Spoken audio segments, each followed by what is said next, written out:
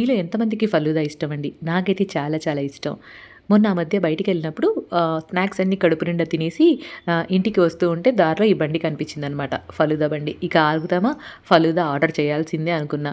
But already snacks కడుపు నిండా తిని ఉండడం వల్లో ఏమో ఒక్కదాన్నే అది తినలేకపోయాననమాట. నా కూతురు, మా వాడితో షేర్ చేసుకున్నాను. అదర్‌వైజ్ ఒక్కదాన్ని కంప్లీట్‌గా ఇంకా చిన్న గ్లాస్ ఉందండి ఇక్కడ ఇతనిస్తున్నది. చాలా పెద్ద గ్లాస్‌లో ఇస్తారు కదా! అదంతా కూడా కడుపు నిండా తినేస్తాననమాట. అంత ఇష్టం ఫలూదా అంటే.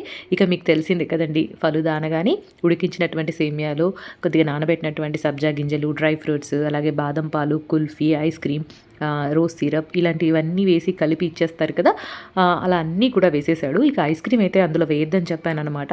అతను కొద్దిగా గ్లాస్ చిన్నదిగా ఇచ్చాడండి. అందుకోసం ఐస్ క్రీమ్ వద్దని చెప్పాను. అదర్‌వైజ్ అది కూడా వేసుంటే టేస్ట్ అద్రిపోయేదనిపించింది. ఈవెన్ ఐస్ క్రీమ్ వేయకున్నా కూడా టేస్ట్ అయితే చాలా చాలా బాగుండిందండి. ఈ బండి పైన నాకు బాగా నచ్చిన విషయం ఏంటంటే చాలా నీట్‌గా ఉందనమాట.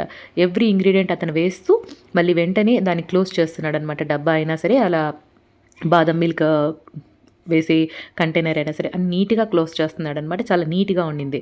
సో, టేస్ట్ అయితే అదిరిపోయిందండి. మాకైతే నచ్చింది. మీలో ఎంతమందికి ఫలూదా ఇష్టమో కింద కామెంట్స్‌లో తెలియచేయండి. వీడియో నచ్చితే లైక్ చేయండి.